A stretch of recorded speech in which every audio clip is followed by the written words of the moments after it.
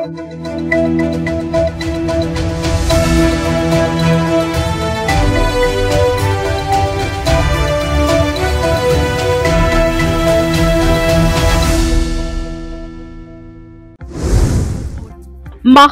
ஜெயந்தியினையொட்டி மதுபான கடைகள் மூட உத்தரவிட்டிருந்த நிலையில் கிராம பகுதிகளில் திருட்டுத்தனமாக அதிக விலைக்கு சாராய பாக்கெட் விற்பனை செய்த வீடியோ வைரலாகி வருகிறது.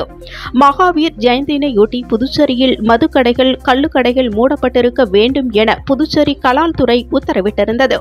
இந்நிலையில் புதுச்சேரி கிராமப்புற பகுதி எல்லையான சேதராப்பட்டு பகுதியில் நேற்று திருட்டுத்தனமாக பாக்கெட் சாராயம் அதிக விலைக்கு விற்கப்பட்டது. அனைத்து மதுபான கடைகளும் மூடப்பட்டுள்ளதால் குடிமகன்கள் பாக்கெட் சாராயத்தை அதிக அளவில் வாங்கிச் சென்றனர். காவல்துறையினர் இதை கண்டுகொள்ளவில்லை. இது தொடர்பான வீடியோ தற்பொழுது வைரலாகி வருகிறது. புதுச்சேரி பெரியார் நகரில் அமைந்துள்ள கங்கையம்மன் கோவில் பால்குட ஊர்வலத்தில் பெயிண்டர் கொலை செய்யப்பட்ட சம்பவம் பரபரப்பை ஏற்படுத்தியுள்ளது. இது தொடர்பாக தப்பி ஓடிய 5 பேர் கொண்ட கும்பலை காவல்துறையினர் தேடி வருகின்றனர். புதுச்சேரி பெரியார் நகர் பகுதியைச் சேர்ந்தவர் ருத்ரேஷ். பெரியார் நகர் கங்கையம்மன் கோவில் பால்குட ஊர்வலம் இன்று நடைபெற்றது.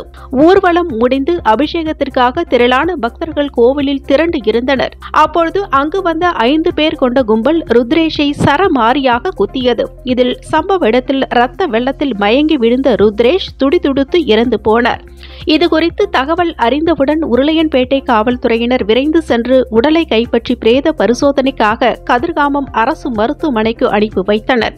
இதைத் தொடர்ந்து உருளையன்பேட்டை காவல்துறையினர் வழக்கு பதிவு செய்து விசாரணை நடத்தினர். விசாரணையில் ருத்ரேஷிற்கும் அப்பகுதியைச் சேர்ந்த ஈஸ்வர் கௌதம் கும்பலுக்கும் முன் விரோதம் இருந்து வந்ததும் இந்த முன் விரோதம் காரணமாக ருத்ரேஷ் கொலை செய்யப்பட்டு இருப்பதும் தெரியவந்தது. தப்பி ஓடிய குற்றவாளிகளை தனிப்படை காவல்துறையினர் தேடி வருகின்றனர். புதுச்சேரி நெல்லித்தோப்பு பகுதியில் பட்ட பகலில் கஞ்சா குற்றவாளிகளிடையே ஏற்பட்ட மோதலில் சரமாரியாக வெட்டி கஞ்சா குற்றவாளி படுகொலை செய்யப்பட்ட வழக்கில் தப்பி ஓடிய முக்கிய குற்றவாளிகள் 3 பேரை கைது செய்து ஆயுதங்கள் பறிமுதல் செய்து சிறையில் அடைத்தனர். புதுச்சேரி நெல்லித்தோப்பு பெரியார் நகர் 12வது குறுக்கு தெருவைச் சேர்ந்தவர் ருத்ரேஷ். இவருக்கு திருமணமாகி பெண் குழந்தை உள்ளது. பெயிண்டர் வேலை செய்து வந்த ருத்ரேஷ் சமீப காலமாக கஞ்சா வியாபாரம் செய்து வந்ததாக கூறப்படுகிறது. இதற்கிடையே அதே பகுதியைச் சேர்ந்த ஈஸ்வர் என்கின்ற மோகன் ஈஸ்வர் என்பவரும் கஞ்சா விற்று வந்ததாக தெரிகிறது. இதனால் இருவருக்கும் கஞ்சா விற்பதில் தொழில் போட்டி இருந்து வந்துள்ள நிலையில் கடந்த 1 மாதத்திற்கு முன்பு இது தொடர்பாக இவர்கள் இருவருக்கும் ஏற்பட்ட தகராறில் ஈஸ்வரை கத்தியால் ருத்ரேஷ் வெட்டியுள்ளார். இதில் ஈஸ்வருக்கு கையில் பலத்த காயம் ஏற்பட்டது. இந்த சம்பவத்தில் ருத்ரேஷ் கைது செய்யப்பட்டு காலாப்பட்டு மத்திய சிறையில் 1 மாதம் அடைக்கப்பட்ட நிலையில் கடந்த 15ஆம் தேதி ஜாமீனில் வெளியே வந்துள்ளார். இந்நிலையில் அங்குள்ள கங்கை முத்து மாரியம்மன் கோவிலில் சித்ரா பௌர்ணமியினை ஒட்டி பால்குட ஊர்வலம் நடைபெற்றுள்ளது. இதில் ருத்ரேஷ் தாய் மற்றும் சகோதரி ஆகியோர் பால்குடம் எடுத்ததால் அங்கு நின்றுள்ளார். அப்பொழுது அங்கு 2 மோட்டார் சைக்கிள்களில் ஈஸ்வர் மற்றும் அவரது கூட்டாளிகள் 6 பேர் வந்துள்ளனர். இதனை கண்டதும் ருத்ரேஷ் அங்கிருந்து தப்ப முயன்றபோது கும்பல் சுற்றி வளைத்து ருத்ரேஷை சரமாரியாக அரிவாளால் தலையில் வெட்டியதில் ருத்ரேஷ் ரத்த வெள்ளத்தில் சம்பவ இடத்திலேயே உயிரிழந்தார். பின்னர் அந்த கும்பல் இருசக்கர வாகனத்தில் அங்கிருந்து தப்பியோடியது. இதனை அடுத்து உருளையன்பேட்டை காவல்துறையினர் கொலை வழக்கு பதிவு செய்து விசாரணை மேற்கொண்டதில் முன் விரோதம் காரணமாக கொலை செய்யப்பட்டதை அறிந்து ருத்ரேஷ் என்கின்ற ருத்ரேஷ் மணியை கொலை செய்த ஈஸ்வர் என்கின்ற மோகன் ஈஸ்வர் மற்றும் அவரது நண்பர்களை தேடியபோது ஈஸ்வர் என்கின்ற மோகன் ஈஸ்வர் கௌதம் மற்றும் சின்ன அரவிந்த் ஆகியோர் கைது செய்யப்பட்டார்கள். அவர்களிடம் இருந்து குற்ற சம்பவத்தின் பொழுது பயன்படுத்தப்பட்ட 3 கத்திகள், 2 மொபைல் போன்கள் மற்றும் 1 மோட்டார் சைக்கிள் ஆகியவை கைப்பற்றப்பட்டன. மற்றவர்களை காவல்துறையினர் தேடி வருகின்றனர். புதுச்சேரி அரியாங்குப்பம் பகுதியில் முன் விரோதம் காரணமாக ரவுடி தலையில் கல்லை போட்டு கொலை செய்த ரவுடிகளை கைது செய்து காவல்துறையினர் சிறையில் அடைத்தனர். புதுச்சேரி அரியாங்குப்பம் புதுக்குளம் பகுதியைச் சேர்ந்தவர் ரவுடி ஆனந்த் என்கின்ற அலெக்ஸ். இவர் மீது அடிதடி, கொலை முயற்சி உள்ளிட்ட பல்வேறு வழக்குகள் நிலுவையில் உள்ளது. கடந்த 1 வருடத்திற்கு முன்பு இளையராஜா என்ற ரவுடியை கொலை செய்ய முயற்சி செய்ததால் இளையராஜா அலெக்ஸை கொலை செய்ய திட்டமிட்டு ரவுடி வெங்கடேஷ் என்கின்ற பேய் வெங்கடேஷ் சொல்லியுள்ளார். இதனை அடுத்து வெங்கடேஷ் என்கின்ற பேய் வெங்கடேஷ் என்ற ரவுடிக்கும் அலெக்ஸுக்கும் அவ்வப்போது தகராறு ஏற்பட்டுள்ளது. இந்நிலையில் அரியாங்குப்பம் திருமால் நகர் பகுதியில் உள்ள மதுபான கடையில் நேற்று 10 மணி அளவில் ஆனந்த் என்கின்ற அலெக்ஸ் மது அருந்துவிட்டு போதையில் இருந்தபோது வெங்கடேஷ் என்கின்ற பேய் வெங்கடேஷ், அவரது கூட்டாளி செல்வகுமார் ஆகிய இருவரும் அங்கு வந்து அலெக்ஸை மதுபான கடையில் வைத்திருந்த கல்லை எடுத்து தலையில் போட்டு கொலை செய்துவிட்டு தப்பி ஓடி உள்ளனர். இதனையடுத்து காவல்துறையினர் கொலை வழக்கு பதிவு செய்து விசாரணை மேற்கொண்டனர்.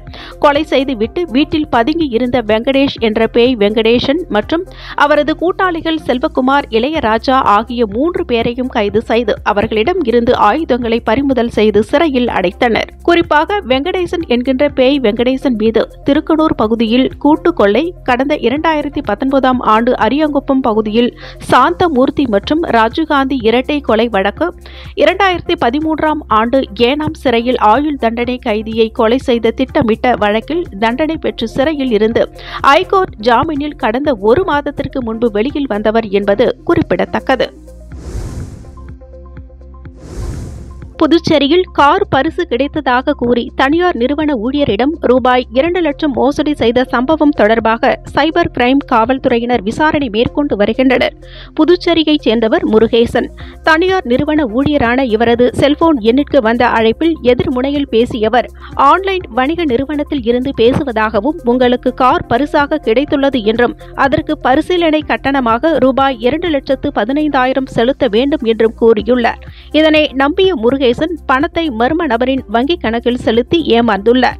இதேபோல் புதுச்சேரியை சேர்ந்த சௌமியா என்ற பெண் ஆன்லைன் மோசடியில் 45,000 ரூபாயை இழந்துள்ளார்.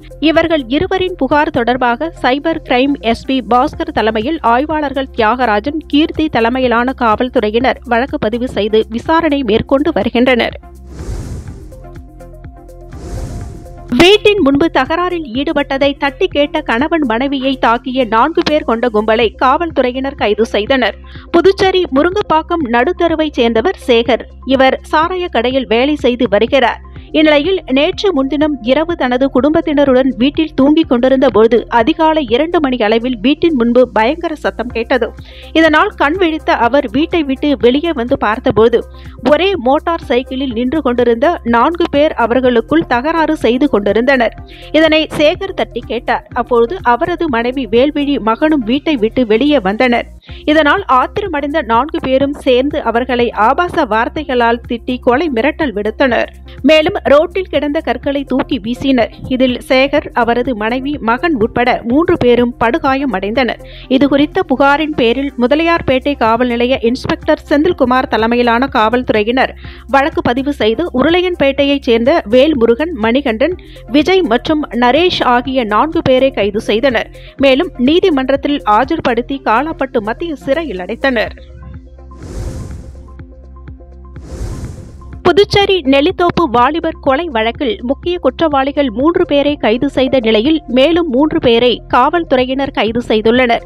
புதுச்சேரி புதிய பேருந்து நிலையம் எதிரே உள்ள நெல்லித்தோப்பு பெரியார் நகர் பகுதியில் ருத்ரேஷ் என்ற இளைஞர் நேற்று முன்தினம் 6 பேர் கொண்ட கும்பலால் வெட்டி படுகொலை செய்யப்பட்டார்.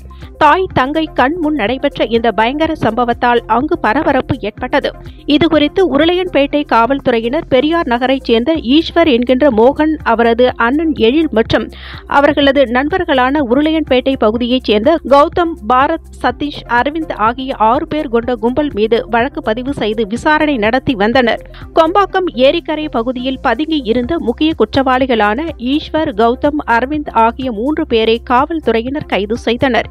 இந்நிலையில் தலைமறைவாக இருந்த எழில், பரத், சதீஷ் ஆகியோரை காவல்துறையினர் கைது செய்து ரகசிய இடத்தில் வைத்து தீவிர விசாரணை மேற்கொண்டு வருகின்றனர்.